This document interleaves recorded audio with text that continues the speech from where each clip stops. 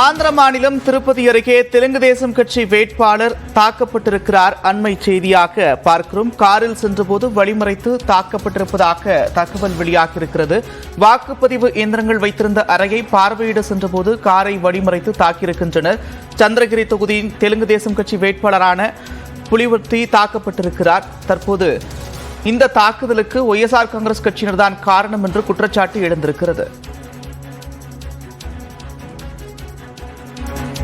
கூடுதல் விவரங்களோடு செய்தியாளர் புஷ்பராஜ் இணைகிறார். புஷ்பராஜ், விவரங்கள். நந்தா, ஆந்திராவில் நேற்று சட்டமன்ற தேர்தலும் பாராளுமன்ற தேர்தலும் நடந்து முடிந்தது. இந்த நிலையில் வாக்குப்பதிவு இயந்திரங்கள் அனைத்தும் அந்தந்த மாவட்டங்களில் உள்ள ஸ்ட்ராங் ரூம்கள் எனப்படும் பாதுகாக்கப்பட்ட அறைகளில் வைக்கப்பட்டுள்ளன. திருப்பதி, சந்திரகிரி ஆகிய சட்டமன்ற தொகுதியில் நடைபெற்ற தேர்தலுக்கான வாக்குப்பதிவு இயந்திரங்கள் திருப்பதியில் உள்ள மகிழா பெண்கள் பல்கலைக்கழக வளாகத்தில் பாதுகாப்பாக வைக்கப்பட்டுள்ளது. இந்த நிலையில் நேற்று இரவு முதலே சந்திரகிரி சட்டமன்ற தொகுதியில் தெலுங்கு தேசம், ஒய்எஸ்ஆர் காங்கிரஸ் ஆகிய கட்சிகளை சேர்ந்த வேட்பாளர்களின் ஆதரவாளர்களிடையே சிறு சிறு மோதல்கள் ஏற்பட்டு வந்தன.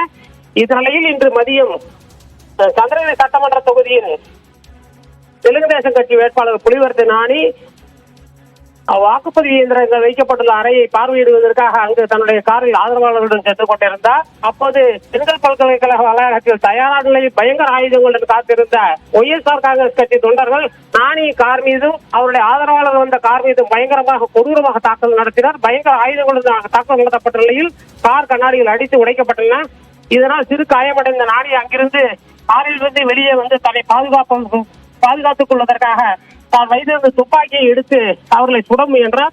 உடனே அவர்கள் அங்கிருந்து தப்பி ஓடிவிட்டனர்.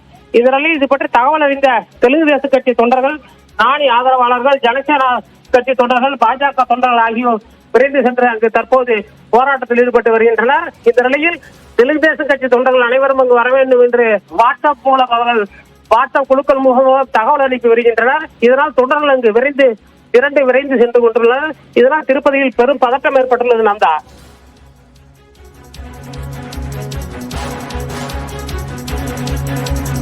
நன்றி புஷ்பராஜ், விரிவான விவரங்களுக்கு.